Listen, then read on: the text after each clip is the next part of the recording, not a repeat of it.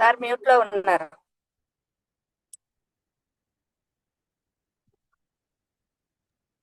Start చేయమంటారా? Okay. ముందుగా బ్రహ్మర్షి పితామహ పత్రిజీకి ఆత్మాభివందనాలు.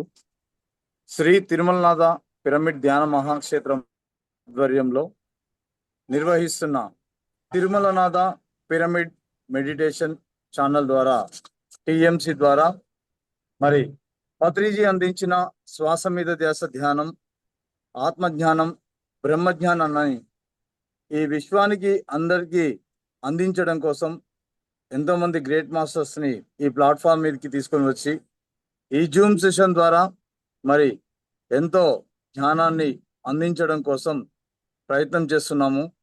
మరి 11 రోజులు 11 మాస్టర్స్ 11 మంది విశిష్ట యోగుల గురించి మరి మనం కార్యక్రమాన్ని జరుపుకుంటున్నాము. అందులో భాగంగా ఈరోజు మరి మరో గ్రేట్ మాస్టర్ని మనం ముందుకు తీసుకొని వచ్చాము. ఈరోజు మేడం గారి పేరు రాధా జోస్లా గారు, ఏలూరు. 23 సంవత్సరాల క్రితం ఈ ధ్యాన ప్రపంచంలోకి అడుగు పెట్టగానే ధ్యానం యొక్క విశిష్టత, పిరమిడ్ యొక్క శక్తిని తెలుసుకొని వెంటనే పిరమిడ్ ని నిర్మించడం జరిగింది. ఆ వెంటనే పత్రిజీని కలవడం కూడా వెంటనే జరిగిపోయాయి. వీరు బిఎస్ఎన్ఎల్ లో జాబ్ చేస్తూనే పత్రిజీ ఆదేశం మేరకు తన అనుభవాల ద్వారా పొందిన జ్ఞానంతో మరి ధ్యానామృత కలశం అనే పుస్తకం కూడా వీరు రాయడం జరిగింది. ద్వారకా తిరుమలలో పిఎస్ఎస్ఎం సైన్స్ అకాడమీ చైర్మన్ గా విధులు నిర్వర్తిస్తున్నారు. అలాగే స్వర్ణమాల పత్రి మేడం చేతుల మీదుగా జీవన సాఫల్య అవార్డును కూడా వారు తీసుకోవడం జరిగింది.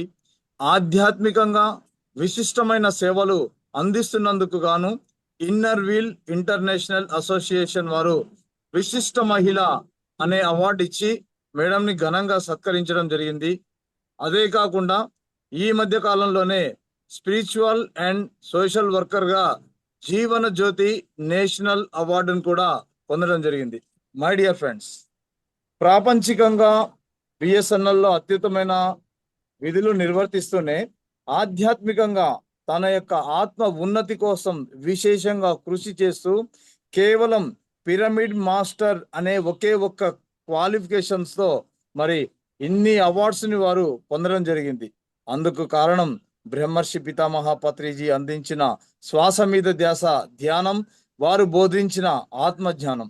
సో మరి అంతటి జ్ఞానాన్ని మరి తన అనుభవం ద్వారా పొందిన అంతటి అద్భుతమైన జ్ఞానాన్ని ఈరోజు మరి మనందరి కోసం మనం ఆహ్వానించగానే మన జూమ్లోకి వచ్చేసి మనందరికీ వారి యొక్క జ్ఞానామృతాన్ని అందించడానికి మన ముందు సిద్ధంగా ఉన్నారు. వారిని మనం సాదరంగా ఆహ్వానించుకుందాం. Welcome madam, welcome. మరి ఈరోజు మరి పత్రి సార్తో ఉన్న మీ సాంగత్యం ద్వారా మరి ఈరోజు విశిష్టమైన యోగుల్లో భాగంగా బ్రహ్మర్షి పత్రిజీ గురించే మీరు చెప్పడం మాకు చాలా ఆనందంగా ఉంది. మరి మీ యొక్క జ్ఞానాన్ని అందించవలసిందిగా మనవి చేసుకుంటున్నాము. Over to you. Thank you madam. Thank you so much. Thank you sir. Thank you very much. ముందుగా మన గురువు గారైన బ్రహ్మర్షి పితామహ పత్రిజీకి, అమ్మ స్వర్ణమాల పత్రిజీకి నా అనంత కోటి ఆత్మ ప్రణామాలు. అలాగే మరి ఎంతో అద్భుతంగా ప్రసన్న లక్ష్మి మేడం అలాగే మరి కొందరు మాస్టర్స్ కలిసి ఇలా ఆన్లైన్ కార్యక్రమాలు నిర్వహిస్తూ ఎంతో మందికి జ్ఞానాన్ని అందిస్తున్నారు. వారందరికీ కూడా నా ఆత్మ ప్రణామాలు. అలాగే ఎంతో మంది ఇలా ఆన్లైన్ ద్వారా మరి డైరెక్ట్ గాను అలాగే యూట్యూబ్ ద్వారా కూడా చూసి తెలుసుకుని ఆ జ్ఞానాన్ని ఆచరణలో పెడుతూ వాళ్ళ ఉన్నతమైనటువంటి స్థితికి చేరటానికి ఎంతో వాళ్ళు వాళ్ళ యొక్క ప్రయత్నం చేస్తూనే ఉన్నారు. అలాంటి మాస్టర్స్ అందరికీ కూడా నా ఆత్మ ప్రణామాలు. మై డియర్ ఫ్రెండ్స్, మరి పత్రిజీ గురించి చెప్పాలి అంటే ఒక సూర్యుడి గురించి ఒక అగ్గిపుల్ల చెప్తే ఎలా ఉంటుందో అలాంటిదే మనం పత్రి సార్ గురించి చెప్పాలంటే. అంత గ్రేట్ మాస్టర్ తో మనం నడయాడాము ఇప్పటి వరకు. మరి ఇప్పుడు కూడా నడయాడుతూనే ఉన్నాం. ఇప్పుడు కూడా ఎలా నడయాడుతున్నాము అంటే, ఇప్పుడు చూడండి సీతామాత అప్పుడు శరీరాన్ని వదిలిపెట్టేసినప్పుడు ఆవిడ సీతాయనం మీరందరూ విన్నారో లేదో, సీతామాత శరీరాన్ని వదిలిపెట్టేసినప్పుడు అందులో ఆవిడ భూమిలోకి వెళ్ళిపోయింది అనేది కరెక్ట్ కాదు. ఆవిడ ఒక కొన్ని కణాలుగా అంటే కాంతి కణాలుగా విభజించబడి, ఆవిడ దేహం అంతా కాంతి కణాలుగా విభజించబడి మొత్తం భూమిలోకి, ఆకాశంలోకి, మొత్తం ప్రపంచం అంతటా వ్యాప్తి చెందింది. చెట్లలోకి, పుట్టల్లోకి, కొండల్లోకి, నదుల్లోకి, సముద్రాల్లోకి అన్నింట్లోకి వ్యాప్తి చెందింది ఆవిడ యొక్క చైతన్యం. ఆ చైతన్యమే ఇప్పుడు మనలో మేల్కొల్పు జరిగింది. అలాగే పత్రిజీ యొక్క చైతన్యం కూడా మనందరిలో మళ్ళీ చొచ్చుకుని వెళ్ళి ఆ సీతామాత చైతన్యమైన పత్రిజీ చైతన్యమైన ఒకటే సుమా అని తెలియచేస్తూ మనందరినీ ఇలాగా ఆధ్యాత్మిక కార్యక్రమాల వైపు ఇంకా ఇంకా ముందుకు వెళ్ళేలా చేస్తున్నది ఆ చైతన్యమే.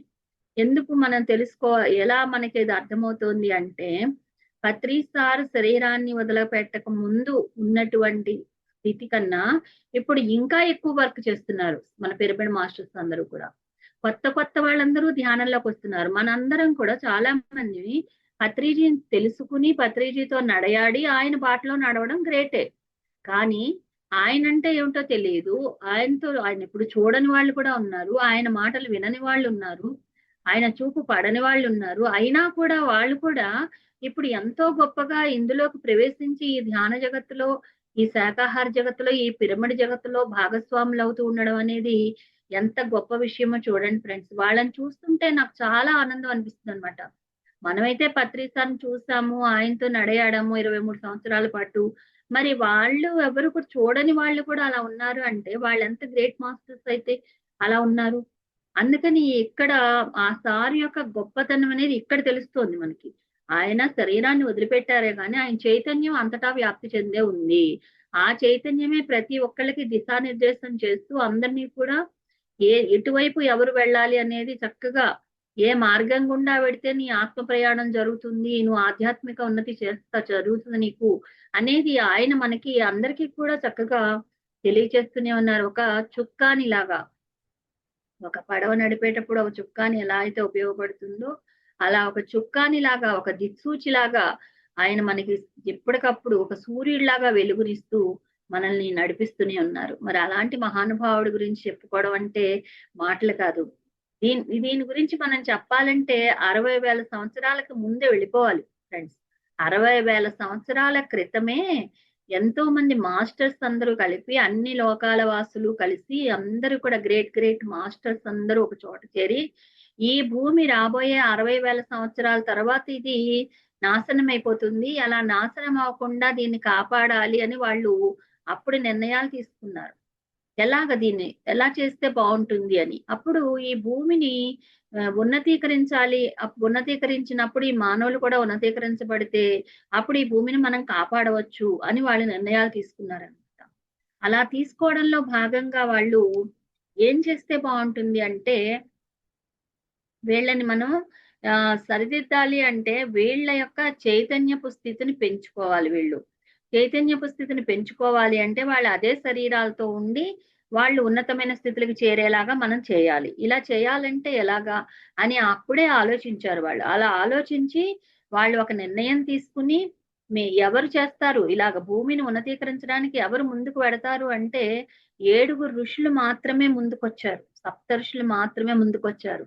మేం పెడతాం, ఈ మానవుల్ని మేము ఉద్ధరిస్తామని మాట ఇచ్చారు వాళ్ళు.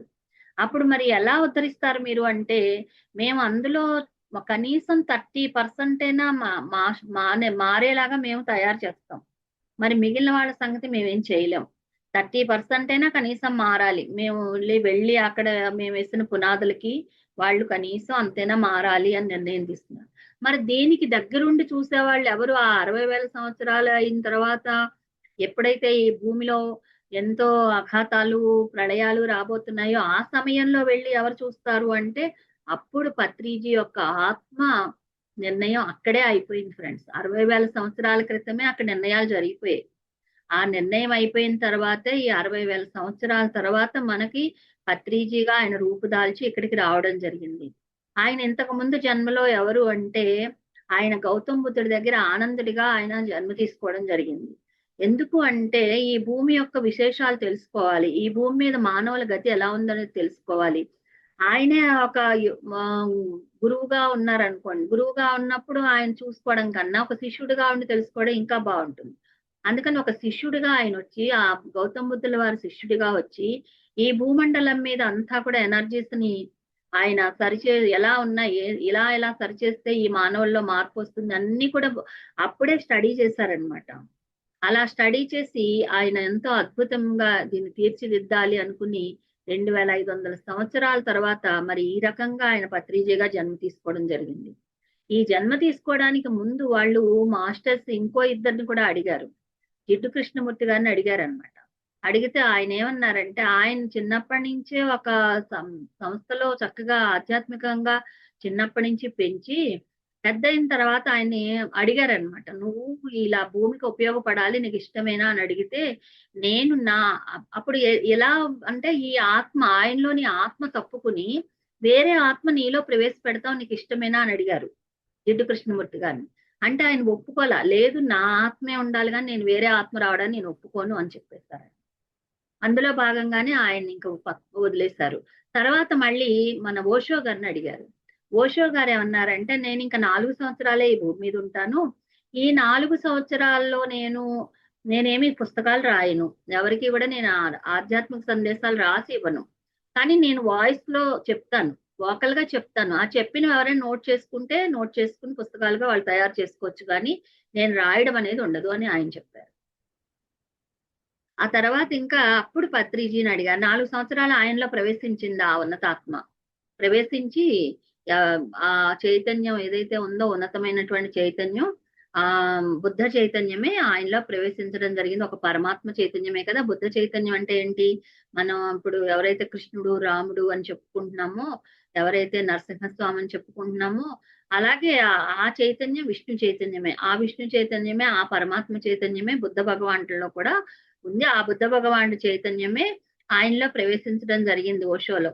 అలా ప్రవేశించినప్పుడు ఆయన 4 సంవత్సరాల పాటు ఆయన చాలా జ్ఞానాన్ని మనకు అందించడం జరిగింది.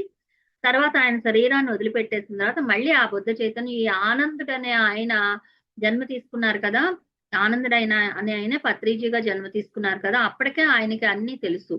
ఎందుకంటే బుద్ధ భగవానుడితో ఆయన ఉన్నారు కాబట్టి, ఆయన అన్ని అక్కడే ఆకలింపు చేసుకుని ఉన్నారు కాబట్టి, ఆయన్ని ఎప్పుడైతే అడిగారో, నీకు ఇష్టమేనా, నువ్వు ఇలా ఉంటావా, ఒక స్పిరిచువల్ మాస్టర్ గా ఉండి ఈ భూమిని ఉద్ధరిస్తావా అని అడిగితే వెంటనే ఎస్ అన్నారు ఆయన. మరి నీ ఆత్మ తప్పుకోవాలి, వేరే ఆత్మ నీలోకి ప్రవేశిస్తుంది అని అంటే దానికి చక్కగా ఇష్టపడ్డారనమాట. అలా ఇష్టపడిన మాస్టరే మన పత్రిజీ. మరి ఆయన ఎంతో త్యాగశీలి, ఆయన ఆత్మనే వదిలేసుకున్నారనమాట. ఎలా జరిగింది ఇదంటే, ఒకసారి 79లో ఆయన ఒక ప్రయాణం చేస్తూ ఉండగా ఆయనకి ఒక యాక్సిడెంట్ జరిగిందనమాట. యాక్సిడెంట్ జరిగినప్పుడు ఆయన పడిపోయారు. పడిపోయినప్పుడు కార్ యాక్సిడెంట్ జరిగింది. అందులో నుంచి కారులోంచి దొర్లి పడిపోవడం జరిగింది. అప్పుడు ఏమీ దెబ్బలు తగలలేదు కానీ కోమాలోకి వెళ్ళిపోవడం జరిగిందనమాట. కోమాలోకి వెళ్ళిపోయినప్పుడు హాస్పిటల్లో జాయిన్ చేస్తే 24 గంటలు ఆయన కోమాలోనే ఉన్నారు. సరే, ఏమి ట్రీట్మెంట్ చేయడానికి ఏమి దెబ్బలు లేవు, ఏమీ లేవు, కోమాలో ఉన్నారు. ఇంకా ఆఖరికి 24 గంటల తర్వాత ఆయన లేచేసరికి ఆయనలో ఆత్మల ఎక్స్చేంజ్ జరిగిపోయిందనమాట. అంటే దీన్ని ఆత్మల ఎక్స్చేంజ్ జరగడానికి అక్కడ ఇంతసేపు పట్టింది, 24 అవర్స్ పట్టిందన్నమాట. ఆ ఆత్మ బయటికి తప్పుకోవడం, ఈ ఆత్మ లోపలికి రావడం, ఈ ఆత్మ ఏమేం చేయాలో అవన్నీ కూలంకషంగా ప్రణాళిక వేసుకోవడం, ఇవన్నీ జరగడానికి 24 అవర్స్ పట్టిందనమాట. అలా 79లోనే సార్లోకి వాకిన్ అవడం జరిగింది ఒక గ్రేట్ మాస్టర్. మరి ఆ గ్రేట్ మాస్టర్ ఎప్పుడైతే ఆ చైతన్యం ఆయనలో ఎంటర్ అయిందో అదే బుద్ధ చైతన్యం. బుద్ధ చైతన్యం అంటే ఏంటి ఫ్రెండ్స్? బుద్ధిమంతుడిగా ఎవరైతే ఉంటారో, బుద్ధత్వాన్ని ఎవరైతే పొందుతారో వాళ్ళందరూ బుద్ధుళ్ళే. అందుకని బుద్ధ చైతన్యం అనేది అంటే బుద్ధిమంతుడిగా ఉండడము, అంటే బుద్ధితో ప్రయాణం చేయడము అనేది ఏదైతే ఉందో అది ఆయనలో ప్రవేశించింది. వెంటనే ఆనందుడి ఆత్మ వేరేగా ఉన్నత లోకాలకు వెళ్ళిపోవడం జరిగింది. ఇంకా అప్పటి నుంచి ఆయన ఆధ్యాత్మిక ప్రయాణం కొనసాగింది. ఆ 80-81 ఆ టైంలో ఆయన సదానంద యోగి గారిని కలవటము, ఆయన నేను ఆత్మజ్ఞానం తప్ప ఇంకోటి ఇవ్వను నీకు సుభాష్ అని అడిగారు. అని చెప్తే నాకు అదే కావాలి, దానికోసమే నేను వచ్చానని చెప్పారు. అలాగే ఆయన దగ్గర ఎంతో జ్ఞానాన్ని తెలుసుకున్నారు. అలాగే అంతకు ముందే ఆయన ఫ్రెండ్ ఒక ఆయన రామచెన్నారెడ్డి గారని ఉన్నారనమాట. ఈ సదానంద యోగి గారిని కలవటానికి ముందే రామచెన్నారెడ్డి గారిని అని ఒక ఫ్రెండ్ ఉన్నారు ఆయన కర్నూలులో. ఆయన ఏం చేస్తారంటే ఒకసారి ఆయనకి ఒకసారి ట్రైన్ లో ప్రయాణం చేస్తూ ఉంటే, ఆ ట్రైన్ లో ఆయన వెళ్ళేటప్పుడు ఆయనకి మామూలుగా ఎక్కువగా నడుము నొప్పో కడుపులో నొప్పో ఏవో ఉండేవన్నమాట. హెల్త్ ప్రాబ్లం ఉంది ఆయనకి. అయితే ఆ సదానంద యోగి గారు ఒక మామూలు సాధువు వేషంలో ఆ ట్రైన్ లోకి ఎక్కడం జరుగుతుంది. ఎక్కినప్పుడు ఆయన ఏం చెప్తారంటే, నీకు నడుము నొప్పిగా ఉంది కదా అంటారు. ఆ అవును స్వామి అంటే, అంటే కూర్చోలేని స్థితి అన్నమాట ఆయనది. అయితే నువ్వు ఆ శ్వాస మీద ధ్యాస పెట్టు, శ్వాస ఎలా వెళ్తుందో ఎలా వస్తుందో గమనించు, సరిపోతుంది అనేసి ఆయన ట్రైన్ దిగి వెళ్ళిపోయారు. ఈయనేమో అది పట్టించుకోవాలి, ఎవరో పిచ్చి అయినా ఏదో చెప్పాడులే అనుకున్నాడు. సాధువు మామూలుగా ఏదో మాట్లాడుతూ ఉంటారు కదా, అలా మాట్లాడారు అనుకున్నారు, ఇంక పట్టించుకోలేదన్నమాట.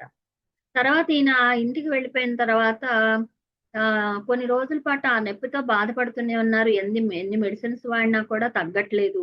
ఇంకా అప్పుడు ఆయనకు ఒకసారి గుర్తొస్తుంది, ఒక అర్ధరాత్రి వేళ ఒక సాధువు ఇలా చెప్పారు కదా, అదేమిటో చూద్దాము అని ఆయన ఆ అర్ధరాత్రి వేళ లేచి కూర్చుని, ఆయనకు వచ్చి రాకుండానే ఎలాగొస్తే అలాగే ఆ శ్వాసను గమనించడం మొదలు పెట్టారు. అలా ఒక అరగంట శ్వాసను గమనించేసరికి ఆయన నడుము నొప్పి మొత్తం పూర్తిగా పోయిందన్నమాట. పోయేసరికి ఇంకా ఆయనకి దాని మీద గురి కుదిరింది. గురి కుదిరి ఇంకా అప్పటి నుంచి ఎక్కువసేపు గంటలు ధ్యానం చేయడం మొదలు పెట్టారు. అలా చేస్తూ ఉంటే ఆయన థర్డ్ ఐ కూడా ఓపెన్ అయిందన్నమాట. అలా థర్డ్ ఐ ఓపెన్ అయినప్పుడు ఆయన పత్రిజీ హైదరాబాద్ లో ఉంటే ఈయన కర్నూలులో ఉన్నారు. ఇక్కడి నుంచి ఆయన పత్రిజీని చూసేవారనమాట. చూసి వెంటనే ఫోన్ చేసి, సుభాష్ నువ్వు ఇప్పుడు భోజనం చేస్తున్నావు కదా, మీ ఆవిడ పక్క నుండి వడ్డిస్తోంది కదా, పలానా కూరేసు తింటున్నావు కదా, నువ్వు పలానా షర్ట్ వేసుకున్నావు కదా, ఇవన్నీ అడిగేవారు అనమాట. అడుగుతుంటే ఈయనకి ఆశ్చర్యం వేస్తుంది. అదేంటి నువ్వు ఎక్కడున్నావు, ఏ కిటికీలోని చూస్తున్నావు నన్ను అంటే, లేదు నేను ఇక్కడి నుంచి నేను థర్డ్ ఐ తో చూస్తున్నాను అని చెప్తే ఆశ్చర్యం వేసి వెంటనే పత్రి సార్ ఆయన దగ్గరికి వెళ్ళడం, ఆయన ఇలా చెప్పడం జరిగింది. అప్పటి నుంచి శ్వాస మీద ధ్యాస గురించి ఐడియా వచ్చింది. తర్వాత మరి ఆ ఇలాగే మరి ఆయన్ని కలవడం, ఆ సదానంద యోగాన్ని కలవడం కూడా జరిగింది. సదానంద యోగాన్ని కలిసిన తర్వాత ఆయన ద్వారా మళ్ళీ ఆత్మజ్ఞానం తెలుసుకోవడం, అలాగే శ్వాస మీద ధ్యాస గురించి తెలుసుకోవటం, ఇవన్నీ కూడా జరిగాయి అన్నమాట. ఇలా జరగడం ద్వారా అద్భుతంగా ఆయన ఒక మాస్టర్ గా, అంటే ఆయన తెలుసుకుంటూనే అందరికీ తెలియచేయడం మొదలు పెట్టారు. ఆయన నేర్చుకుంటూనే, ఆయన సాధన చేసుకుంటూనే అందరికీ సాధన నేర్పడం మొదలు పెట్టారు. పైగా ఆయన ఇంకోటి ఏం చేశారంటే, ఒక పిరమిడ్ అనేది ఈ ధ్యానానికి చేర్చడం జరిగింది. పిరమిడ్ అనేది ధ్యానానికి చేర్చడం ద్వారా ఆయన అద్భుతంగా ఆ పిరమిడ్ శక్తిని ఉపయోగించుకోవడం. ఎందుకంటే ఈ పిరమిడ్ లో ఏ కూరగాయలు పెట్టినా కూడా పాడయ్యేవి కాదన్నమాట. ఆ పాడవకుండా ఉంటున్నాయి కాబట్టి కూరగాయలు, ఇవి పెడితే మంచిది, ఇలా పెడితే బాగుంటుంది. అందుకని ఇందులో కూరగాయలు పాడవట్లేదు, అలాగే సవాల్ని పెడతారు, సవాల్ని పెట్టినప్పుడు సవాలు కూడా బాగుంటున్నాయి. అలాంటప్పుడు మనం ఈ మనుషుల్ని అందులో కూర్చోబెడితే, మనుషుల్ని అందులో ఉంచామనుకోండి, అప్పుడు ఎలా ఉంటుంది, ఇంకా అద్భుతంగా ఉంటుంది కదా అని ఆయన ఆలోచించి ఆ రకంగా పిరమిడ్స్ ను కూడా ఈ ధ్యానానికి జోడించడం జరిగిందనమాట. పిరమిడ్ లో కూర్చొని ధ్యానం చేస్తే ఈ సవాళ్ళు పెడితేనే సవాలు పాడవకుండా ఉన్నాయి. అదే మనుషులు అందులో శరీరంతో జీవంతో ఉన్న మనుషులు కూర్చుంటే అంత అద్భుతంగా తయారవుతారు అనే ఆలోచనతో ఆయన ధ్యానం అనేది అందరికీ అందించినప్పుడు, ధ్యానంతో పాటు పిరమిడ్స్ ను కూడా అందించడం జరిగింది. ఇదంతా కూడా ఒక గొప్ప విచిత్రమైన పద్ధతి అన్నమాట. చాలా మంది మాస్టర్స్ పిరమిడ్ నిర్మాణం చేస్తారు, కానీ వాళ్ళే ఉపయోగించుకుంటారు. రవిశంకర్ గురూజీ దగ్గర పిరమిడ్ ఉంది. అలాగే మరి మన బెంగళూరులోనే గణపతి సత్యనారాయణ స్వామి, మైసూరు గణపతి సత్యనారాయణ స్వామి దగ్గర పిరమిడ్ ఉంది. మరి జగ్గి వాసుదేవ్ గారి దగ్గర పిరమిడ్ ఉంది. ఇవన్నీ వీళ్ళు ఉపయోగించుకుంటారు, కానీ ఇతరులకి పిరమిడ్ నిర్మాణం గురించి వాళ్ళేం తెలియచేయరు అనమాట. ఎందుకంటే వాళ్ళ వరకే వాళ్ళు నిర్మించుకున్నారు. కానీ పత్రిస్తారు అలా కాదు. ఆయన ఏదైతే తెలుసుకున్నారో ఆ సత్యాన్ని అందరికీ తెలియచేయాలి. సార్ ఒకటే చెప్తారనమాట, ఆ ఏది తెలుసుకుంటే అది అందరికీ తెలియచేయబడేదే మంచి విద్య, అదే గొప్ప విద్య. అంతేగాని దాచుకుని రహస్యంగా చెప్పేది విద్య కాదు. ఎందుకంటే నేను క్రియాయోగ నేర్చుకున్నాను, కానీ నీ క్రియాయోగ ఎవరికి చెప్పకూడదన్నారు, వదిలేశాను వెంటనే అన్నారు. అంటే ఏదైనా సరే అది దాచి ఎవరో ఒకళ్ళకి అందించకుండా మనకి మనమే స్వార్థంగా ఉపయోగించుకుంటే అది ఎలా అవుతుంది? అది అందరికీ అందించకపోతే ఎంత స్వార్థం అవుతుంది కదా. మరి విశ్వామిత్రుడు అలాగే మరి గాయత్రి మంత్రాన్ని ఆయన కోసం అందిస్తారు. దేవతలు స్వర్గలోకంలో ఆయనకి దైవం ద్వారా అందించబడుతుంది, పరమాత్మ ద్వారా. అది ఆయన ఏం చేశారు, నా ఒక్కడికి కాదు ఇది ప్రపంచానికి అందిస్తానని భూమండలం మీద ఉన్న ప్రతి ఒక్కళ్ళకి అందించారు ఆయన. అక్కడి నుంచి పైనుంచి గట్టిగా దాన్ని ఉచ్చరించి అందరికీ అందేలా చేశారు. మరి అలాగా అందరికీ అందేలాగా చేయాలి ఈ విద్య ఏదైనా సరే అనేది ఆయన ఉద్దేశం అన్నమాట. అందుకని ఈ శ్వాస మీద విద్య ద్వారా ఎంతో మంది ఒంటింటికే మరి పరిమితమైపోయిన ఆడవాళ్ళందరినీ, ఉద్యోగాలకే పరిమితమైపోయిన మగవాళ్ళందరినీ, అలాగే ఏమి రాకుండా చాలా అనాగరికతగా ఉండి ఏమీ తెలియదు నాకు, నేను ఎందుకు కూడా పనికిరాను అనే స్థితిలో ఉన్న వాళ్ళని కూడా నువ్వు అన్నిటికీ పనికొస్తావు. చివటం అమ్మ ఏం చదువుకుంది, షిరిడి సాయినాథుడు ఏం చదువుకున్నాడు, మరి అలాగ ఏమి పిచ్చి ఫకీర్ అంటారు, మరి రామకృష్ణ పరమహంస ఏం చదువుకున్నారు, ఏమి చదువుకోకపోయినా వాళ్ళు ఎంత అద్భుతంగా ఉన్నారు, అలాగే నువ్వు కూడా ఎంతో అద్భుతంగా వెలుగొందగలవు అని ఆయన ఎంతో మందిని తీర్చిదిద్దడం జరిగింది. మనం కూడా ఆడవాళ్ళందరం ఏదో ఉద్యోగం చేద్దాం, చిన్న చిన్న ఉద్యోగాలు చేసుకుంటున్నా. నేను బిఎస్ఎన్ఎల్ లో జాబ్ చేస్తూ రిజైన్ చేస్తాను పత్రి సార్ చెప్పాకనే. అలాగా మనం ఉద్యోగాలు చేసుకుంటూ వంటకు మాత్రమే పరిమితం అవుతూ ఇంటి పనులకు మాత్రమే పరిమితం అవుతున్న మనల్ని నువ్వు ఇలాగే కాదు పరిమితం అవడం, నువ్వు విశ్వానికి ఉపయోగపడాలి, నువ్వు శరీరానివి కాదు, నువ్వు ఆత్మ పదార్థానివి, నువ్వు మనసువి కాదు, నువ్వు చిత్తానివి కాదు, నువ్వు అహంకారానివి కాదు, నువ్వు ఆత్మ పదార్థానివి అని మనందరిలో కూడా లోపలున్న ఆత్మను మేల్కొల్పారు. అది నాకు ఎలా జరిగిందంటే ఈ విషయంలో నేను మేము ధ్యానంలోకి రావడానికి కారణం నా స్నేహితురాలు సీతామహాలక్ష్మి అని విశాఖపట్నం అన్నమాట. తన ద్వారా ధ్యానం గురించి తెలుసుకోవడం జరిగింది. ఎలా తెలుసుకున్నానంటే నాకు హెల్త్ ప్రాబ్లమ్స్ ఉండేవి బాగా, బ్రెయిన్ ఆపరేషన్ చేయాలన్నారు డాక్టర్స్. అలాంటి సమయంలో నా ఫ్రెండ్ నాకు ఎలాగైతే పత్రి సార్కి తన మిత్రుల ద్వారా ధ్యానం అందిందో నాకు కూడా నా మిత్రురాల ద్వారానే ధ్యానం అందింది. అలాగే అందిన వెంటనే నేను దాన్ని చేయడం మొదలు పెట్టాను. మొదలుపెట్టిన తర్వాత నాలో ఆ హెల్త్ ప్రాబ్లమ్స్ తగ్గాలి కదా, దానికోసం చేస్తుంటే నాకు అది సరిగా తెలియక, ఎలా చేయాలో తెలియక కరెక్ట్ గా చేయలేకపోయేదాన్ని. అంటే ఫోన్ ద్వారా చెప్పింది తను. ఫోన్ ద్వారా చెప్తే మనకి అంతగా అర్థమవుదు కదా, అందుకని నాకు అప్పట్లో ఫోన్ ద్వారా చెప్పడానికి తనకి కొత్త, నాకు కొత్త. అందుకని నాకు అది అర్థమవుక ఏదో గంట చేయడం, తలనొప్పి వస్తే పడుకోవడం, ఇలా చేసేదాన్ని అనమాట. కళ్ళు తిరగడం, తల తిరగడం ఇవన్నీ ఉండేవి నాకు అప్పట్లో. అప్పుడు తర్వాత మళ్ళీ మా కొలీగ్ ఒక ఆయన పత్రిజీని కలిసిన ఆయన ఉంటే ఆయన ద్వారా మళ్ళీ కొండారావు అని ఆయన ద్వారా మళ్ళీ నేను క్షుణ్ణంగా ఎలా చేయాలి ఏంటి అనే పద్ధతులన్నీ తెలుసుకోవడం జరిగింది. అలాగే మరి ఒక యోగాత్మ కథ, మరణం లేని మీరు, ఈ పుస్తకాలన్నీ కూడా చదవాలని పత్రి సార్ చెప్తారు. కానీ నాకు అవి తెలీదు. అయినా సరే నాకు మా ఆఫీసర్ గారి ద్వారా ఒక యోగాత్మ కథ, మా కొలీగ్ ద్వారానేమో మరణం లేని మీరు, ఈ పుస్తకాలు కూడా అందించబడ్డాయి అన్నమాట.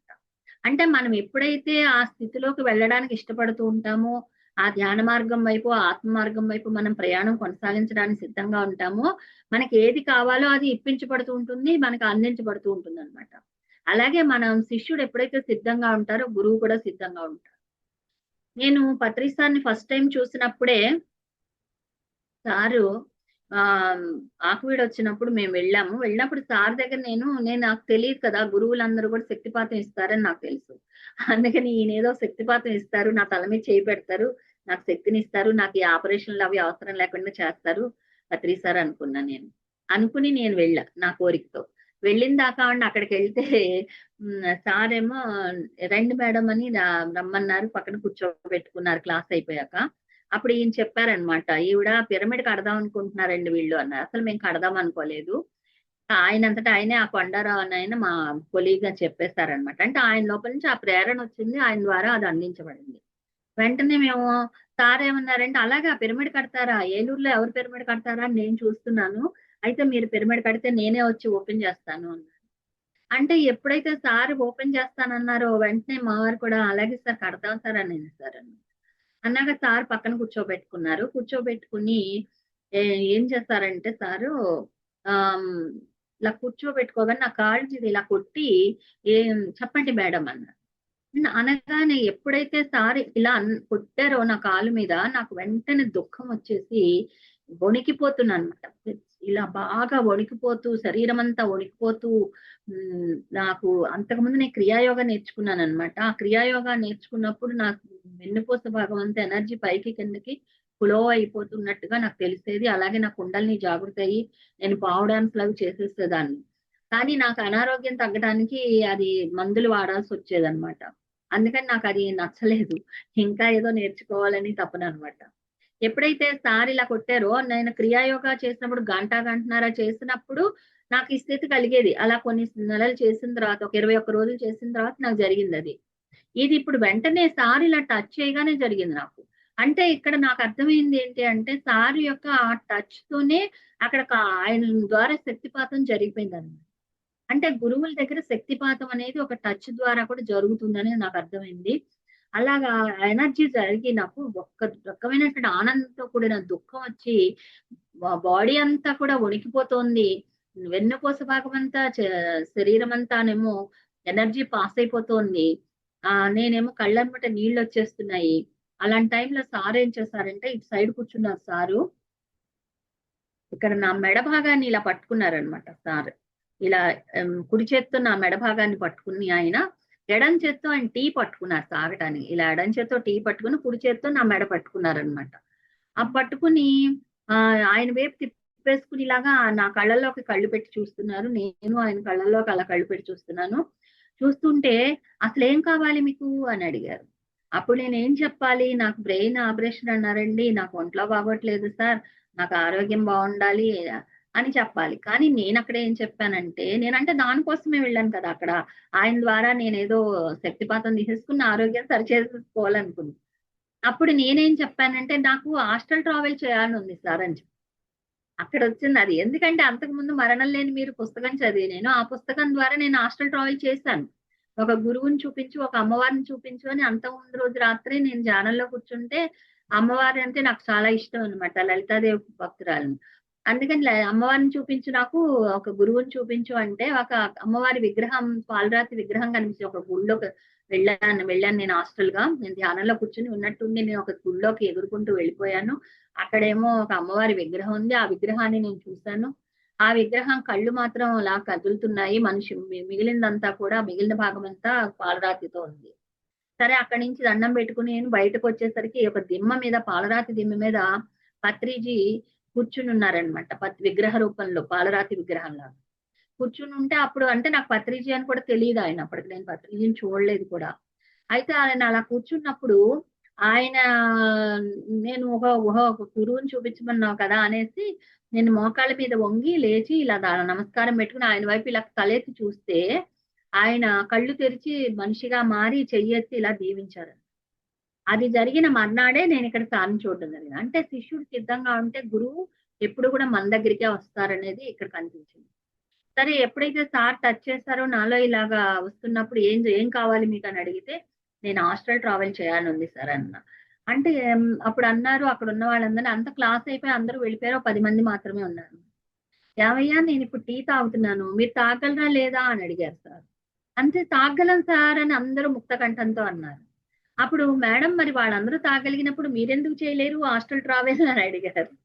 అంటే టీ తాగడం అంత సులభం సుమా హాస్టల్ ట్రావెల్ అని చెప్పిన మహాగురువే బ్రహ్మర్షి పితామహ పత్రిజీ. మరి అలాంటి గురువు సమక్షంలో మనం తిరిగాడము, ఎంతో అదృష్టవంతులం మనము. అలాగే తర్వాత సార్ని మేము పిరమిడ్ కట్టేస్తాం. నెల 15 రోజులకే సార్ని కలిసి నెల 15 రోజులకే పిరమిడ్ కట్టడం, సార్ రావటం, పిరమిడ్ ఓపెన్ చేయడం జరిగింది. ఓపెన్ చేసిన రోజు క్లాస్ పెట్టాం, 1 డే క్లాసు. పెట్టినప్పుడు సార్ అడిగారు అనమాట, మేడం మీరు ఇప్పుడు ఏం చేద్దాం అనుకుంటున్నారు, పిరమిడ్ కట్టారు కదా అన్నారు. అప్పటి వరకు నేనేంటంటే అంటే మన ఆత్మ తలుపులు ఎలా తడతారు గురువు గారు అని చెప్తున్నాను అనమాట. నేను అప్పటి వరకు ఏమనుకుంటున్నానంటే ఈ పిరమిడ్ మా కోసం కట్టుకున్నాము, మా పిల్లలు, నేను, మా వారు, నలుగురం మేము అందులో కూర్చొని ధ్యానం చేసుకుంటాం.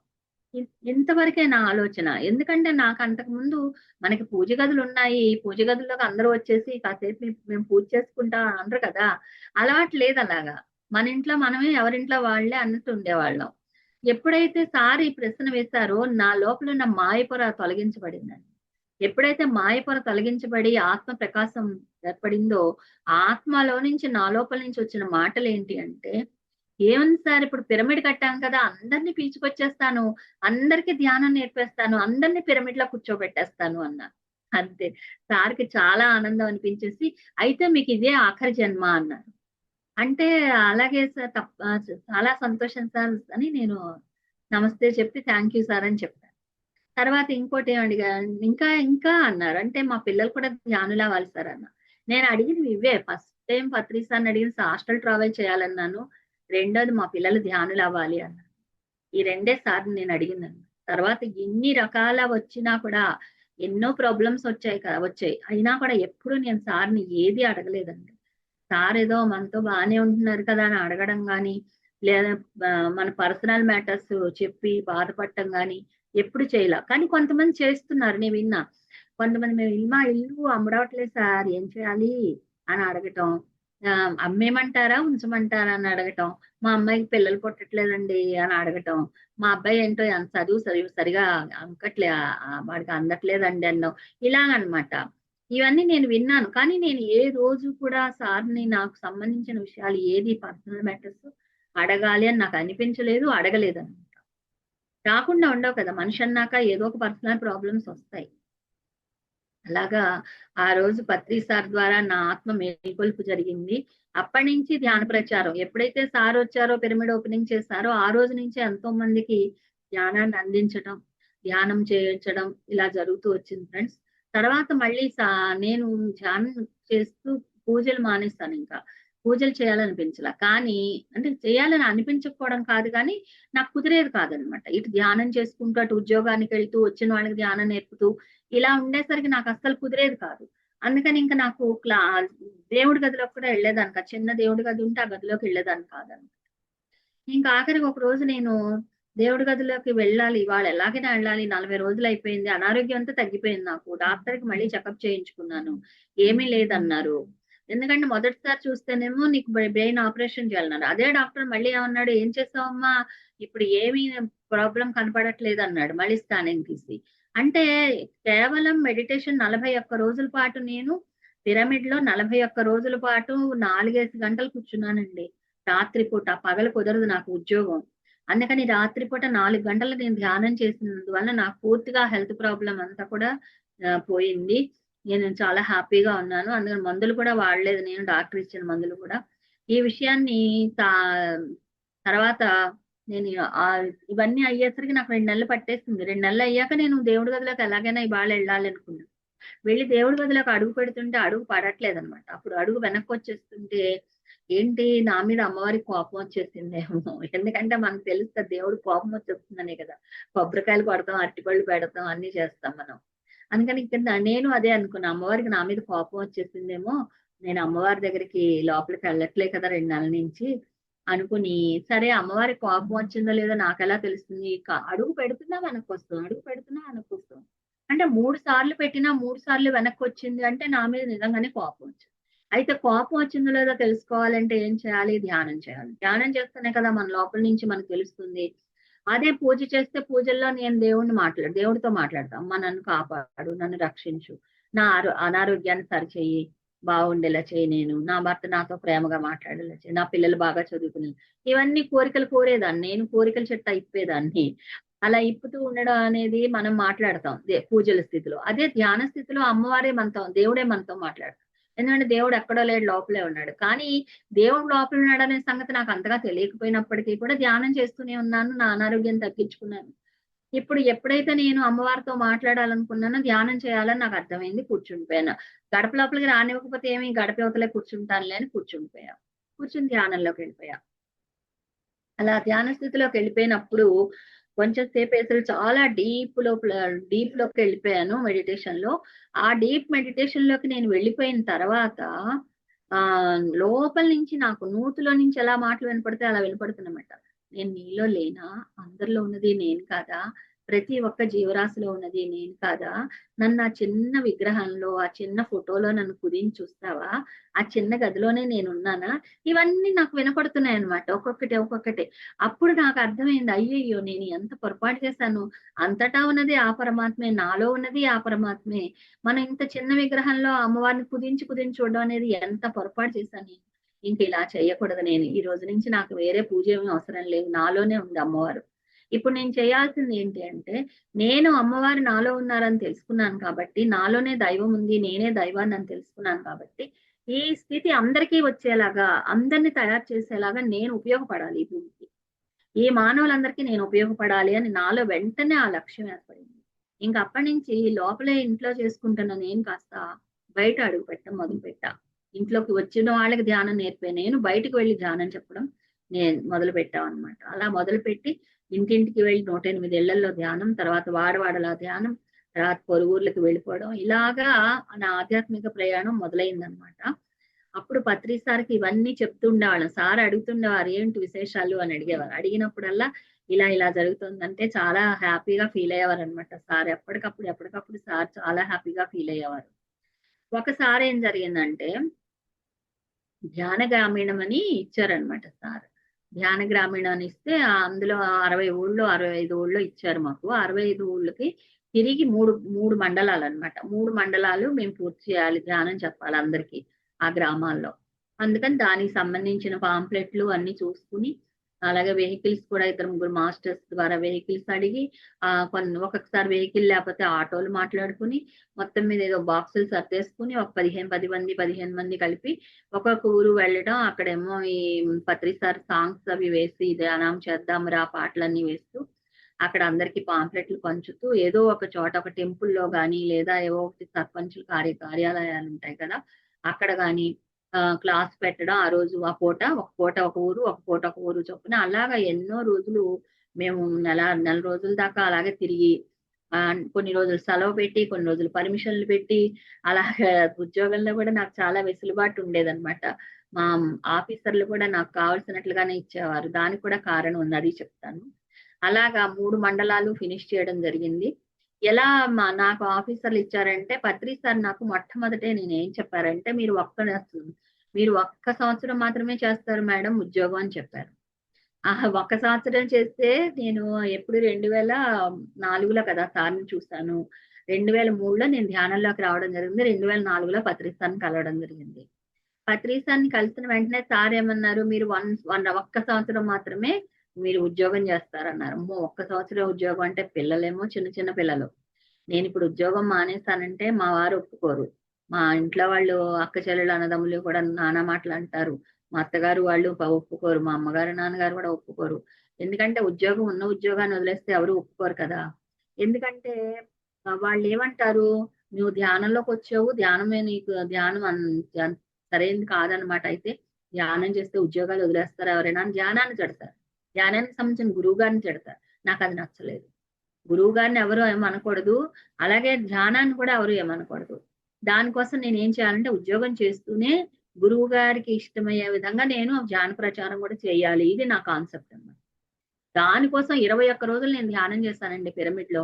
నా అనారోగ్యం కోసం 41 రోజులు చేస్తే, మళ్ళీ 21 రోజులు నేను ఉద్యోగం చేస్తూనే పత్రి సార్ని నేను సంతృప్తి పరచాలి, గురువుని సంతృప్తి పరచాలి అని నేను 21 రోజులు మళ్ళీ పిరమిడ్ లో ధ్యానం చేసి 4 hours చొప్పున అందులోనే పడుకుని అలాగ 21 days అలా చేశాను. అలా చేసిన తర్వాత ఇంక సార్ నన్ను ఒక్కసారి కూడా ఉద్యోగం గురించి ఏమీ అడగలేదు. నేను ఎక్కడ ధ్యాన ప్రచారం చేస్తున్నా, ఏ క్లాసులకు వెళ్తున్నా, ఆదివారాలు అప్పుడు క్లాసులకు వెళ్తే వచ్చి సార్కి ఫోన్ చేసి చెప్పడం, అలాగే సారే ఫోన్ చేసేవారు. మనకి దొరకరుగా సార్, ఎక్కడికి వెళ్తే అక్కడి నుంచి సార్ ఏదో ఒక రకంగా ఫోన్ చేయడం. నెలకొకసారి సార్ని కలుస్తూ ఉండేవాళ్ళం అనమాట. లేదా 3 నెలలకు ఒకసారి వచ్చేవారు ఆ సైడ్, మాకు ఏలూరు సైడు. అందుకని చాలా సార్లు సార్ని కలిసేవాళ్ళం అనమాట. కలిసినప్పుడల్లా సార్కి ఏ విషయాలు చెప్పాలో అన్ని రెడీగా పెట్టుకుని ఉండేవాళ్ళం. అలాగా ఎంతో అద్భుతంగా సార్కి అన్ని చెప్తూ ఉండేవాళ్ళం అనమాట.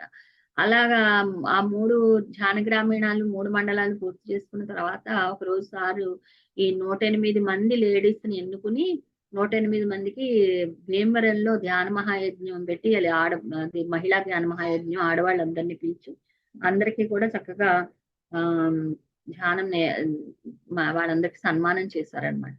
అందులో నేను కూడా ఉన్నాను. అప్పుడు ఆయన ఏం చేస్తారంటే ఒక్కొక్కరిని పిలిచి సన్మానం చేస్తున్నప్పుడు నన్ను కూడా పైకి పిలిచినప్పుడు స్టేజ్ మీదకి వెళ్ళగానే నేను సార్ ఏం చేస్తారు, నాకు సన్మానం చేసి మైక్ ఇచ్చి నన్ను పాట పాడండి అన్నారు. అనేసరికి పాట పాడమంటే సారు పాట పాడమన్నారు. కానీ నాకు ఆ స్థితి ఎలా ఉందంటే ఆ టైంలో స్టేజ్ మీదకి వెళ్లే వరకు బానే ఉన్నాను. స్టేజ్ మీదకి వెళ్ళిన తర్వాత నా తల నరాలన్నీ కూడా కట్ అయిపోయినట్టు, లోపల నుంచి బ్లడ్ ఇలా కారిపోతున్నట్టు, నా లోపల అన్ని రక్తనాళాలు తెగిపోయాయి. అన్నిటిలోంచి రక్తం కారిపోతోంది. నా కళ్ళు తిరిగిపోతున్నాయి, తల తిరిగిపోతోంది, నేను నించోలేకపోతున్నాను. అలాంటి పరిస్థితి ఏర్పడిపోయింది. అలాగా ఒక భావం అన్నమాట, లోపల నుంచి నా పరిస్థితి అలా ఉందన్నమాట. ఇంకా అలాంటి టైంలో నేను ఎలా పాట పాడతాను? సార్ పాట పాడమన్నారు. కానీ ఒక గురువు చెప్తే మనం చెయ్యాలి. గురువు చెప్పినప్పుడు నా వల్ల కాదండి, నేను పాడలేనండి అనడానికి లేదు. అందుకని నేను ఆహ్, అలా అనలేక నేను పాడాలి అని నిర్ణయించుకున్నాను లోపల. సార్ చెప్తే, గురువు చెప్తే దూకమంటే దూకడమే, పాడమంటే పాడడమే అని నాకు అనిపించింది. అనిపించిన వెంటనే నా లోపల నుంచి శ్రావ్యంగా పాటొస్తూనే ఉంది. నా చెవులకు వినపడుతోంది. కానీ నేను పాడట్లేదు ఆ పాట. నా ద్వారా వస్తోంది తప్ప నేను పాడట్ల. నా గొంతు ద్వారా వస్తోంది అని నేను పాడట్ల. అది నాకు అర్థమవుతుంది. ఎంత శ్రావ్యంగా వచ్చిందంటే ఆ పాట, అంతకుముందు నేనెప్పుడూ అంత శ్రావ్యంగా పాడలేదు. అది సార్‌కి చాలా ఇష్టమైన పాటనమాట. ఆ పాట పాడు పాడు ఎప్పుడు కూడా సార్ అదే పాట పాడమంటారు. ఆ పాట గురించి ఆహ్, మైత్రేయ బుద్ధ నే చేతు ధ్యానం అని ఉంటుంది. మణి అని వస్తుందన్నమాట అందులో. అందుకే మణిపాట పాడండి మేడం. మణిపాట పాడండి అంటారు. అందుకని ఆ మణిపాట పాడండి అని సార్ చెప్పేసరికి ఇంకా అదే పాట లోపల నుంచి వచ్చింది. వచ్చినప్పుడు అక్కడ పిప్పళ్ళ ప్రసాద్ గారు వాళ్ళందరూ కూడా ఉన్నారనమాట. పిప్పళ్ళ ప్రసాద్ గారు నాకు అయిపోయింది పాట పాడేసాక కిందకి దిగాక భోజనాల దగ్గరికెళ్ళాము. వెళ్ళేసరికి పిప్పళ్ళ ప్రసాద్ గారు అన్నారనమాట. "మేడం మీరింత బాగా పాట పాడడం నేనెప్పుడు వినలేదండి. చాలా బాగా పాడారు" అన్నారు. ఎంత బాగా పాడారో ఇవాళ చాలా బాగా పాడారు అన్నారు. అంటే పెప్పళ్ళ ప్రసాద్ గారు అంత ఆయన బాగా పాటలు పాడే ఆయన కదా! సంగీతం బాగా వచ్చినాయన. ఆయనే అలాగా పొగిడారు అంటే నిజంగానే నా లోపల నుంచి అంత మంచిగా వచ్చిందనమాట నాకర్థమైంది. అప్పుడు సార్ దగ్గర నుంచి ఇక వచ్చేసి భోజనం చేసేసి ఇంక తగ్గట్లేదు వెళ్ళిపోయాను. చాలా మంది చూసారు లేడీస్ అందరూ కూడా. చూసి పద్మ గారని పాలపల్లి పద్మ గారని ఆవిడ కూడా ఉన్నారక్కడ. ఆ మేడం. తర్వాత నేనింక ఏలూరొచ్చేసాక రాత్రి తెల్లవార్లు చాలా నానాయాతన పడ్డాను. మా వాళ్ళేమో హాస్పిటల్‌కి మోసుకుపోతామన్నారు. నేను ఒప్పుకోలేదు. హాస్పిటలొద్దు, మందులు వద్దు, నాకు తగ్గిపోతే నేను ధ్యానం చేసుకొని తగ్గించుకుంటానని చెప్పాను. అలాగ నేను ధ్యానం చేసుకొని తగ్గించుకోలేదు గానీ తగ్గలేదు. నాకు ఎంతకి తగ్గలేదు. మర్నాడు గూడా ఉంది. అప్పుడు ఉదయం 11 ఆ టైంలో మా ఊరులో ఒక మాస్టరు ఎన్‌ఎన్ ప్రసాదరావు గారని ఆయన నేను పత్రిజీ దగ్గరికెళ్తున్నానమ్మా జంగారెడ్డిగూడెంలో ఉన్నారు. నువ్వొస్తావా అని ఫోను చేశారు. నా పరిస్థితి అస్సలు బాగాలేదు సార్. నాకిలా ఉంది అంటే, ఆయనొచ్చి నన్ను చూసి, "సర్లే అమ్మ నువ్వు పడుకో రెస్ట్ తీసుకో నేనెళ్తానులే" అని ఎళ్ళిపోయారు. ఆయన వెళ్ళిన వెంటనే పత్రిక సారు, "రాధా మేడంకి ఫోన్ కలపండి" అన్నారట. అంతే వెంటనే ఆయన ఫోన్ కలిపి నాకు మాట్లాడించారు.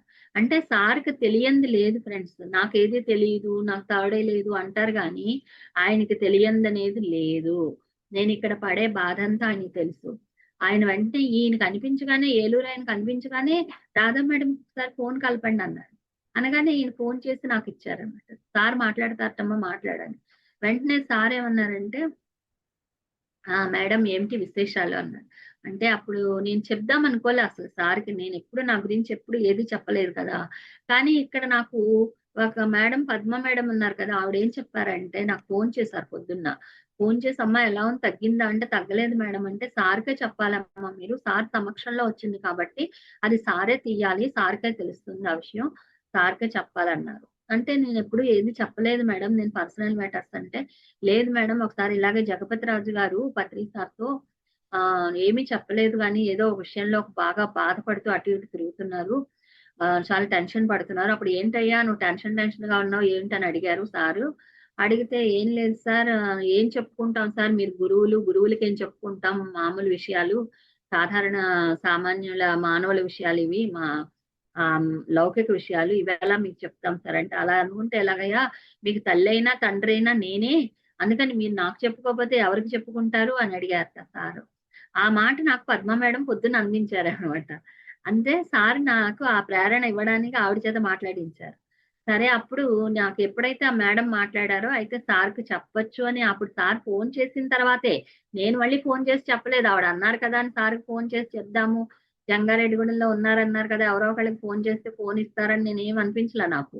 ఎప్పుడైతే సార్ ఫోను చేసి ఏంటి మేడం అన్నారో నాకు విపరీతమైన దుఃఖం వచ్చేసి ఏడ్చేస్తున్నాను ఫోనులోనే. ఏడ్చేస్తుంటే అప్పుడు సార్ అన్నారనమాట. మేడం మీరు ఈ ఈ మీకేం ఏమైంది? ఎలా ఉంది? అంటే ఇలాగ తలనొప్పి సార్ నిన్నను రాత్రి మీరు ఎప్పుడైతే సన్మానం చేయడానికి పైకి పిలిచారో అప్పటినుంచి మొదలైంది. నా నరాలన్నీ తెగిపోతున్నట్లుగా, బ్లడొచ్చేస్తున్నట్లుగా అంత బాధపడుతున్నాను సార్. రాత్రంతా తగ్గలేదు. పొద్దున కూడా తగ్గట్లేదు ఇంకాను. ధ్యానం కూడా చేయడానికి ఇబ్బందిగా ఉంది సార్ అనంటే, సార్ ఏమన్నారంటే, మేడం మీ కర్మలన్నీ తొలగించుకోవాలనుకుంటున్నారా ఉంచుకోవాలనుకుంటున్నారా అని అడిగారు. అంటే నేనన్నాను వెంటనే కర్మలు తొలగించుకోవాలనుకుంటున్నాను సార్ అన్నా. అయితే ఇంకా మీరు ఒక 24 గంటలు ఓపిక పట్టండి మేడం ఇప్పటి నుంచి అన్నారు. అంటే అలాగే సార్ అన్నా. ఇంక అప్పుడు నాకు ధైర్యం వచ్చింది. ఓకే. సార్ అభయహస్తం ఇచ్చేసారు కదా! ఇంక మనం భయపడక్కర్లా. ఇంక వెంటనే నేను 24 అవర్స్ అట్లాగే కాసేపు ధ్యానం చేయడం, కాసేపు పడుకోవడం, కాసేపు కూర్చోవడం, కాసేపు అలాగా మళ్ళీ ధ్యానం చేయడం. ఇలాగా మంచం మీదే తిన్నా కూడా అక్కడే కూర్చొని ధ్యానం చేసినా అక్కడే, పడుకున్నా అక్కడే అలాగా 24 గంటలు అదే మంచం మీద అలాగే కొనసాగితే ఇవాళ 11కి పత్రి సార్‌తో మాట్లాడితే మర్నాడు పొద్దున్న 11 గంటలకి అసలు నొప్పి నాకేనా వచ్చింది ఇంకెవరికైనా అన్నట్టు తయారయ్యాననమాట. ఇంకసలు ఎలాంటి ప్రాబ్లమ్ లేదు. అప్పుడు మళ్ళీ రాత్రి 11 అయ్యాక, ఆ రోజు రాత్రి 11 అయ్యాక చూడండి ఒక తల్లి, తండ్రి కూడా వాడు ఇప్పుడు 11 అయింది ఇప్పుడేం చేస్తాంలే రేపు చేద్దాం అనుకుంటారు. కానీ రాత్రి 11కే ఆయనకి ఖాళీ వచ్చింది. ఆయన జంగారెడ్డిగూడెం నుంచి ఖమ్మం వెళ్లి, ఖమ్మంలో క్లాస్ చూసుకొని, ఖమ్మం నుంచి ఆయన ఇంటికి వెళ్ళిపోతూ హైదరాబాద్ వెళ్ళిపోతూ దారిలో ఫోన్ చేశారండి. రాత్రి 11 అయ్యాక ఆ మహానుభావుడు. అంటే ఒక తల్లి కన్నా, తండ్రి కన్నా గురువు ఎంత గొప్పగా శిష్యుల్ని చూసుకుంటారనేది నిజంగా అసల బ్రహ్మర్షి పితామహ పత్రిజీకే చెల్లిందనమాట. అప్పుడు ఫోన్ చేసి మేడం ఏంటి విశేషాలని అడిగారు మళ్ళీ. అడిగితే అప్పుడు చాలా హ్యాపీగా ఉన్నాను సార్. ఇప్పుడు మేము రేపు శివరాత్రి కదా! శివరాత్రికి మేము అన్ని పాంప్లెట్స్ అన్నీ మేము పంచుతాం సార్. టెంపుల్స్‌కెళ్తాం సార్. అని అన్నీ నేను ఇంకా ఏమైనా చేయాల్సిన విషయాలన్నీ ముందు ముందు విషయాలు, చేసే విషయాలు అన్నీ ఒక 10 నిమిషాల సేపు మాట్లాడి మళ్ళీ మా వారికిచ్చి, మా వారు మాట్లాడాక మాకు ఒక ఆధ్యాత్మిక పుత్రుడున్నాడు. ఆ అబ్బాయి మాట్లాడి, అందరం మాట్లాడాక అప్పుడు సారు సరే ఆయన ఆ ఫోన్ పెట్టడం జరిగింది. అంటే చూడండి ఎంత అద్భుతంగా వాళ్ళు మనల్ని చూసుకుంటూనే ఉంటారనమాట. ఒక గురువు చూసుకుంటూనే ఉంటారు. ఇలా చూసుకుంటారు, ఉంటారు అనడానికి ఎన్నో తార్కాణాలనమాట.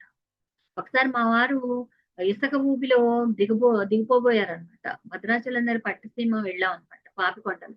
పాపికొండలకెళ్ళినప్పుడు వీళ్ళు నడుచుకుంటూ వెళ్ళుంటే ఒక చోట ఇసుక ఊబుంది. ఆ ఊబిలోకి ఆయన దిగిపోతుంటే మా ఆధ్యాత్మిక పుత్రుడు ఒకతనున్నాడు. అతనేం చేస్తాడంటే గట్టిగా పైకి టవల్ వేసి ఒక టవల్ ఆయన మీదకేస్తే ఆ టవల్ ఆయన పట్టుకుంటే గట్టిగా లాగేశాడు బయటికి. అలాగా ఊబిలో నుంచి బయటికి రావడం జరిగింది. తర్వాత సార్ మళ్ళీ ఆ పడవ నుంచి ఈ పడవ మీదకి, ఈ పడవ నుంచి ఈ పడవ మీదకి, మా పడవ మీదకొచ్చేసి "ఏమయ్యా సూర్యనారాయణ అందరూ క్షేమమేనా? అందరూ జాగ్రత్తగా వచ్చారా?" అని అడిగారు. అప్పుడు నేను అన్నా, "సార్ ఈయన ఇసక ఊబిలో దిగిపోవాల్సిన ఆయన సార్" అనంటే ఈయనన్నారు, "నాకు చాలా భయమేసింది సార్. అయిపోయింది నా పని అనుకున్నాను సార్" అన్నారు. అంటే "నేనెక్కడికి ఎళ్ళనిస్తానయ్యా మిమ్మల్ని. నేను చూసుకుంటూనే ఉంటాను" అన్నారు. చూసారా మరి? అంటే గురువు ఎప్పుడు కూడా వాళ్ళ యొక్క అండర్‌లో వాళ్ళని చూసుకుంటూనే ఉంటారనమాట. మన యొక్క క్షేమాలు యోగక్షేమం వహామ్యహం అంటారు కృష్ణ పరమాత్మ. అలా యోగక్షేమాలు చూసుకుంటూనే ఉంటారు అనేది ఇక్కడ తార్కాణం. అలాగే సార్ మన ఇంటికి భోజనానికి ఒకసారి రమ్మంటే అప్పుడు కుదరలేదనమాట సార్‌కి. భోజనానికి రావడం కుదరలేదు. వేరే చోట పిరమిడ్ ఓపెనింగ్ ఉంది అప్పుడు. అప్పుడు సార్ మరి మేడం అక్కడ పిరమిడ్ ఓపెనింగ్ ఉంది కదా! ఏలూరులోనే. రెండో పిరమిడ్ అది. మనది ఫస్ట్ పిరమిడ్ ఏలూరుకి. ఆ రెండో పిరమిడ్ ఓపెనింగ్ ఉంది కదా! అక్కడికెళ్ళాలి కదా! మరి అక్కడికే మీరు వచ్చేయండి అని అన్నారు. అంటే నేను మొన్న ఏడ్చేస్తున్నాను. నేను చిన్న పిల్లల మనస్తత్వం అనమాట. చాలా తొందరగా ఏడుపొచ్చేసేది. అయ్యో! సార్ రావట్లేదని నేను దుఃఖం వచ్చేసి అదేంటి సార్ రావట్లేదా సార్ అంటూ ఏడుపు గొంతుతోనే మాట్లాడుతున్నా. అప్పుడు సార్ అన్నారు, "మేడం నేను అందరి దగ్గరికి నేను రాలేను కదా! మీరందరూనే నా దగ్గరికి రావాలి. నేను ఎక్కడుంటే అక్కడికి మీరే అని చెప్పారు. చిన్న పిల్లలకి చెప్పినట్టు చెప్పేవారన్నమాట. నన్నెప్పుడు ఒక చిన్న పిల్లలాగే ట్రీట్ చేసేవారు సార్. ఎందుకంటే నా మనస్తత్వం కూడా అలాగే ఉంటుందన్నమాట. ఒక చిన్న పిల్లల మనస్తత్వం ఎలా ఉంటుందో అలాగే ఉంటుంది. అందుకని నన్ను చిన్న పిల్లలాగే ట్రీట్ చేసేవారన్నమాట. అప్పుడు సార్ అలా అనగానే, సరే నిజమే కదా అనిపించింది నాకు. నిజమే కదా! సార్ మనొక్కళ్ళ కోసమే కాదు కదా! ప్రపంచంలో అందరికీ సార్ కావాలి. అందుకని నేనిలా అనుకోకూడదు. ఇది స్వార్థం అవుతుందని నాకు వెంటనే లోపల నుంచి అది వచ్చేసిందనమాట అవగాహన. అప్పుడు వెంటనే సార్ దగ్గరికెళ్ళాము. పిరమిడ్ ఓపెనింగ్‌కి క్లాస్ అయిపోయింది ముందు. తర్వాత పిరమిడ్ ఓపెనింగ్ దగ్గరికి తీసుకెళ్లారు అందరిని. వెళ్ళాక అక్కడ అందరూ కూడా భోజనాలు చేస్తున్నారు. సార్‌కి మాత్రం ఎవరు భోజనం పెట్టట్లా. అప్పుడు ఎవరో వచ్చి "మేడం సార్‌కి భోజనం పెట్టండి" అన్నారు నన్ను. అంటే నా కోరిక కదా! సార్‌కి భోజనం పెట్టాలి అని. వెంటనే నేను గబగబా ఒక పళ్ళెం తీసుకొని సార్‌కి అన్ని చిన్న చిన్నగా వడ్డించి సార్కి ఇస్తే సార్ చక్కగా తిన్నారు. తిన్నాక సార్ చెయ్యి కూడా నేనే ఇలా పట్టుకుని కడిగాను అనమాట. అంటే నాకు ఏది కోరిక ఉందో ఆ కోరిక అక్కడ తీర్చేశారు సార్. అంటే మన లోపల ఏ వాంఛ ఉందో ఆ వాంఛను అక్కడ తీరేలా చేస్తారనమాట. మన లోపల ఏది కూడా మన అసంతృప్తి అనేది ఉండనివ్వరు గురువులు అనేది నాకు అర్థమైంది. అలాగే సార్తో పాటు ఆ రోజు ప్రయాణం కూడా చేశాను నేను.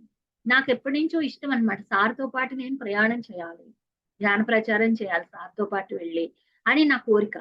దాని ప్రకారమే సారు కారు ఎక్కుతుంటే గబగబా రండి మేడం అన్నారు. సార్ కారు ఎక్కేసాను నేను. పక్కనే కూర్చుండిపోయా. అయితే ఇంకా మా వారికి చోట్లేదు.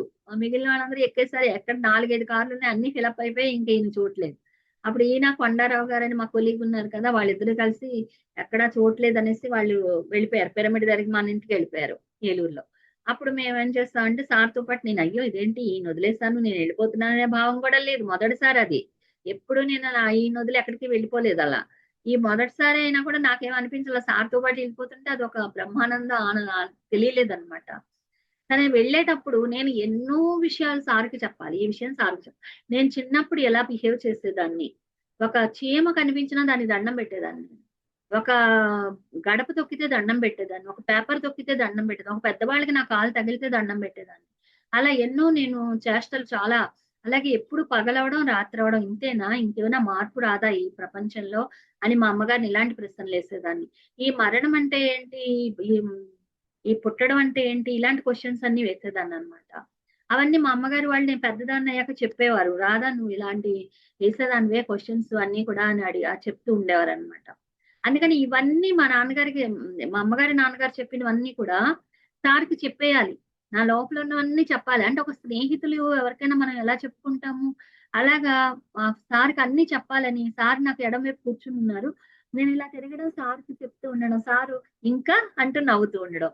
నేను చెప్తూ ఉండడం. మళ్ళీ సార్ ఇంకా అందరూ నవ్వడం. అంటే చిన్న పిల్లలకి వింటూ మనం ఏదైనా పిల్లల దగ్గర కూర్చున్నప్పుడు ఆ పిల్లలు ఏదైనా చెప్తూ ఉంటే ఇంకా చెప్పమ్మా, ఇంకా చెప్పమ్మా అంటాం గదా! అలా అన్నమాట. ఒక బుజ్జగిస్తూ ఒక పాపాయిని బుజ్జగిస్తూ ఎలా అడుగుతారో అలాగా ఎంత అద్భుతం అన్నమాట. ఇది చెప్తుంటే గూడా నాకు కళ్ళనీళ్ళొస్తున్నాయి. సార్‌తో పాటు ఉన్నట్టే ఉంది. అయితే అలాగా ప్రతి నిమిషం సారు ప్రతి వీళ్ళు ఇక్కడి నుంచి ఏలూరు నుంచి జంగారెడ్డిగూడెం వెళ్ళే వరకు సారు అడుగుతూనే ఉన్నారు. నేను చెప్తూనే ఉన్నా. అంటే నా లోపల ఏదైతే సార్‌కి చెప్పుకోవాలనిపించిందో అన్నీ చెప్తూనే ఉన్నానన్నమాట. ఆఖరికి ఇంకోటి గూడా అడిగా సార్‌ని. సార్ నాకో కోరికుంది సార్ అన్నా. ఏంటన్నారు? అంటే నేను మీరు ఫ్లూట్ ఊదుతుంటే చూడాలనుంది సార్. మీరేమో ఫ్లూట్ వాయిస్తూ ఉంటారు గానీ మమ్మల్ని కళ్ళు మూసేసుకోమంటారు అన్నా. ఆ! ఇవాళ మేడం మీరస్సలు కళ్ళు మూసుకోకండే. నేను ఫ్లూట్ వాయిస్తాను చూడండే. చూస్తూ వినండి వినండే అన్నారు. తర్వాత ఇంకోటి గూడా చెప్పా సార్. సార్ అందరూ మీరు ఏదైనా క్లాస్ చెప్తున్నప్పుడు చాలా బాగా చెప్పారు. అబ్బో! చెప్తాడు ఈయన అని ఇలాంటివి అంటూ ఉంటారు. కానీ నాకు అవేమీ ఎక్కవు. ఇదేంటి ఆహారం సరిగా టైంకి తీసుకోరు. నీళ్లు సరిగా టైంకి తాగరు. ఒక చోట ఉన్న చోట నిద్ర సుఖం ఉండదు. పడుకోవడానికి ఒక పక్క సరిగా ఉండదు. ఎక్కడ పడితే అక్కడ ఉంటారు. ఎలా పడితే అలా ప్రయాణాలు చేస్తారు. ఇలా అనిపిస్తోంది సార్ మీ గురించి. నాకు ఎందుకిలా అనిపిస్తోంది అంటే, ముందు ముందు తెలుస్తుంది లెండి మేడం అన్నారు. ఆ తర్వాత ఇంకా ఆ జంగారెడ్డిగూడెం వెళ్ళిపోయాక కూడా ఆ రోజు సారు నన్ను ధ్యాన ప్రచారం చేయాలనుకున్నాను కదా! ఫస్ట్ టైమ్ సార్ నన్ను స్టేజ్ మీదకి పిలిచి నా చేత మాట్లాడించారు. అప్పుడు ఎంతో అద్భుతంగా భయం అసలు నాకు స్టేజ్ ఫియర్ ఎక్కువ. తర్వాతేమో నేను ఆహ్, మైక్ పట్టుకోవాలంటే కూడా తెలీదు ఎలా పట్టుకోవాలో అవన్నీ సార్ అప్పటికప్పుడే స్టేజ్ మీద నాకు మైక్ ఇలా పట్టుకోవాలని చెప్పారు. ఒక్కసారే నేను సార్ చేత చెప్పించుకున్నానండి మైక్ ఎలా పట్టుకోవాలనేది. ఇప్పటి వరకు మళ్ళీ నేను సార్ చేత ఎప్పుడు చెప్పించుకోల. అలా మైక్ పట్టుకోవడం ఎలాగో చెప్పారు, మాట్లాడమన్నారు. అలాగా నేను నా హ్మ్, అనారోగ్యాన్ని ఎలా తగ్గించుకున్నానో అవన్నీ చెప్పాను. చెప్పాక అప్పుడు గోలి మందు లేదంట, సూది మందు వద్దంట, జానాము చేద్దామని ఒక పాట సార్ పాడారు. పాడి చాలా అద్భుతంగా జరిగింది. ఆ రోజు రాత్రి సారు ఒక గదిలో సార్‌కి పడుకున్నారు. పడుకుంటే అందరం గూడా కాళ్ళు నొక్కుతుంటే సార్ చెప్పారనమాట. "మేడం నా పరిస్థితి చూసారా?" అన్నారు. ఒకళ్ళేమో తల తొక్కుతున్నారు. ఒకళ్ళేమో భుజం తొక్కుతున్నారు. ఒకళ్ళు ఈ భుజం తొక్కుతున్నారు. ఒకళ్ళు కాళ్ళు తొక్కుతున్నారు. ఇంత బాధపడుతున్నారనమాట ఆయన. అంటే చూసారా మేడం నా పరిస్థితి ఎలా ఉందో అనన్నారు. ఎందుకు సార్ మీరింత బాధపడాల్సొస్తోంది అని అడిగాను. అడిగితే, మేడం మరి నేను అందరివి తీసుకోవాలి కదా! అన్నారు. అంటే చూడండి ఫ్రెండ్స్, ఇక్కడ మన యొక్క నెగెటివ్ ఏదైతే ఉందో ఆ నెగటివ్స్ అన్ని ఆయన తీసుకున్నారు ఇప్పటి వరకు. ఆయన హెల్త్ ప్రాబ్లమ్స్ రావడానికి కారణం కూడా అదే అన్నమాట. ఈ నెగటివ్స్ అన్ని ఆయనే తీసుకున్నారు. అప్పుడు నాకు అర్థమైందన్నమాట. ఓహో! ఇలాగా ఆయన త్యాగం చేస్తున్నారా? మనందరిని క్లీన్ చేయడానికి ఆయన తీసుకుంటున్నారా అవన్నీ అనేది అర్థమైంది. ఆ రోజు రాత్రి అందరూ బయటికెళ్ళిపోయి పడుకున్నారు గానీ, నేను మాత్రం అదే గదిలో సార్ మంచం మీద పడుకుంటే, ఆ మంచానికి చివర సార్ కాళ్ళు పెట్టుకునే చోట కింద కూర్చుని అలా ధ్యానంలోనే ఉన్నా తెల్లవార్లు కూడా. ఆ రోజు సార్‌తో నేనొక పాట పాడాలనుకున్నాను సార్ అనంటే కూడా, పాడమంటే అప్పుడు పాట కూడా అందరూ ఉన్నప్పుడే, అందరూ కాళ్ళు నొక్కుతున్నప్పుడే పాట పాడాననమాట. ఆ తర్వాత అక్కడ కూర్చొని నేను అలాగ ధ్యానంలోనే ఉన్నాను తెల్లవార్లు. తర్వాత మర్నాడు సార్ అందరితో చెప్పారనమాట. ఆహ్, ఆహ్, మీరందరూ కూడా ఆ కృష్ణుడు వెనకాల ఉన్నటువంటి ఆ కాంతి వలయాన్ని మీరెందుకు తెచ్చుకోరు? ఆ కృష్ణుడు ఫోటో ఉందక్కడ. ఆ ఫోటో వెనకాల ఆ ఫోటోలో కృష్ణుడి వెనకాల ఎంత కాంతి వలయం ఉందో చూసారా? మీరెందుకు అది తెచ్చుకోరు? ఏదో రక్తదానాలిచ్చాం, గోదానాలిచ్చాం, భూదానాలిచ్చాం. లేతే ఏదో మేము ఏదో యాక్సిడెంట్ అయినప్పుడు కాపాడాం అని చెప్తున్నారు. అవన్నీ జరగకుండా ఉండడానికి మీరు ఆత్మజ్ఞానాన్ని ఎందుకు అందించరు? అది కదా మీరు చేయాల్సింది. అది చేస్తే ఇవేమి ఉండనే ఉండవు కదా! అని చెప్పడం జరిగింది. అలా చెప్తే అందరూ తలొంచుకున్నారు. గట్టిగానే చెప్పారు సార్. కేకలేసారనమాట. అంటే అక్కడికొచ్చిన వాళ్ళందరూ వేరు వేరు దానాలు చేస్తాం, అవి చేస్తాం, ఇవి చేస్తాం, ఆ గొప్ప చేస్తాం, ఈ గొప్ప చేస్తాం అని చెప్తున్నారనమాట. అన్ని కూడా ఈ లౌకికమైనటువంటి విషయాలు చెప్తున్నారు వాళ్ళు. అప్పుడు సార్ ఇలా అడిగేసరికి ఎవ్వరూ మాట్లాడలేకపోయారు. తలొంచుకున్నారు. సరే సార్ వెళ్ళిపోతున్నారు. ఇంక జంగారెడ్డిగూడెం నుంచి వెళ్ళిపోతున్నారనమాట. వెళ్ళిపోతుంటే అప్పుడు నే అందరం గూడా తలంచుకొని నుంచున్నారు. ఎవరు షేక్ హ్యాండ్ ఇవ్వట్లేదు. సార్ కారెక్కబోతున్నారు. షేక్ హ్యాండ్ ఎవ్వరు ఇవ్వడానికి కూడా సాహసించట్లా. తిడుతున్నారని సారు.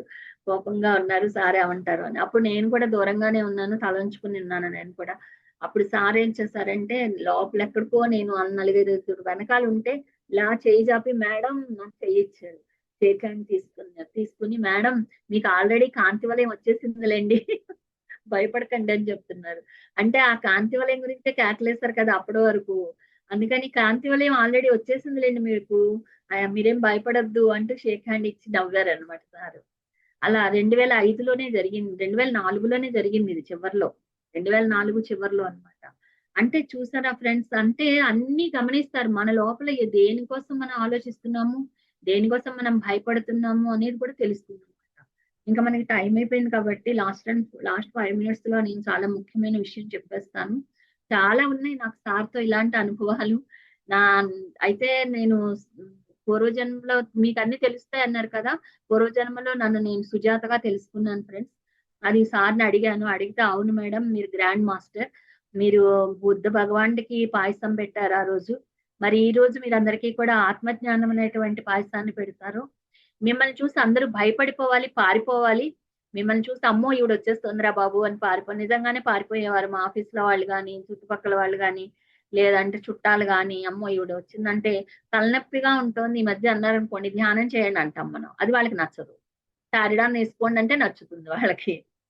అయ్యో పాపం అంటే నచ్చుతుంది వాళ్ళకి. సానుభూతి కావాలి వాళ్ళకి. జాలి కావాలి వాళ్ళకి. అవి మనం చెయ్యం. అందుకని ఎక్కడా కూడా వాళ్ళు పారిపోతూ ఉండేవారనమాట. సార్ అదే చెప్పారు. "మీరు గ్రాండ్ మాస్టర్ మేడం. మీరు ఈ భూమి మీదకొచ్చిందే దీనికోసం. మీరు ధ్యాన ప్రచారం చేయాలని." నేను సంగీతం నేర్చుకోవడానికి ఇష్టం.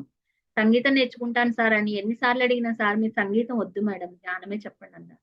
చివ్వరిలో మళ్ళీ నేను ఇంక వాలంటరీ పెట్టేయమన్నారు సార్. వాలంటరీ పెట్టేయమన్నారు కదా! నేను పెట్టేస్తే, అప్పుడు సార్ "నేను వాలంటరీ పెట్టేసాను కదా! ఇప్పుడు నేర్చేసుకుంటాను సార్ సంగీతం" అన్నా. మేడం మీరు సంగీతం కాదు, ధ్యానం నేర్పడానికే వచ్చారు ఈ భూమి మీదకి. ధ్యానమే బోధించండి అని మళ్ళీ అన్నారు. మీరు ధ్యానం చేయించేటప్పుడు మ్యూజిక్ పెట్టేయండి మేడం అన్నారు.